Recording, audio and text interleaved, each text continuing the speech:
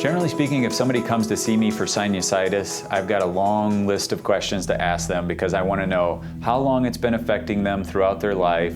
What are their symptoms? Because everybody's a little bit different as far as what symptoms they get, what treatments they've tried in the past, whether they have allergies, what their response is to antihistamines like Zyrtec, Allegra, Claritin. I ask the patients about prior history of surgery, whether they're a smoker or not. All of the history that goes in can really help us define what's the best next step. If possible, when somebody comes in to see me for sinusitis, I like to get a good physical exam. So first I'll look with just an otospeculum in the front of the nose, and then we'll spray their nose oftentimes with a numbing medication and a decongestant, and then take a look in there with a camera. The treatments that we generally start with for most of our rhinitis and sinusitis patients are the same treatments that the primary care doctors are going to use, and that's things like making sure somebody has tried an antihistamine. We also make sure that they're on a nasal steroid spray, at least for a couple of months. And then the last thing we always start with would be a sinus rinse bottle.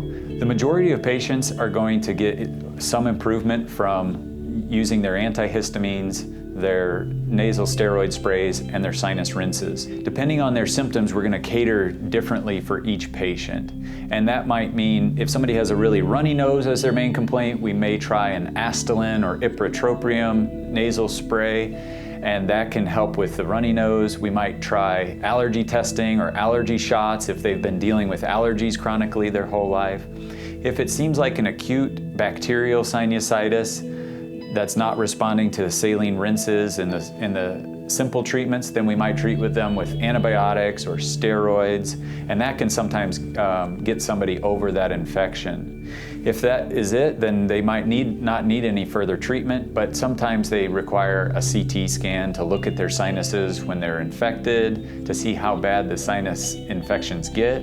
And then other times we'll need to perform surgery. The reason a patient might end up needing surgery for their sinusitis is usually either if it's not responding to medical therapy, or if they get so many sinus infections per year that even if it responds to medical therapy, it just keeps coming back over and over again. And at that point, I would recommend coming to SLUCare's ENT department to have us take a look and evaluate whether they'd be a good candidate for surgery. When somebody has 1 to 2 sinus infections per year, I think it's completely reasonable for them to just go to their primary care doctor, and maybe they need antibiotics, or maybe they just need to be checked out and give it some time to get over it. But if somebody's having 4 to 6 sinus infections per year, it's really a good idea to consider either surgery or at least coming to see us and see if there's another procedure either in the office or procedures that we could do to help them get a lesser number of sinus infections per year.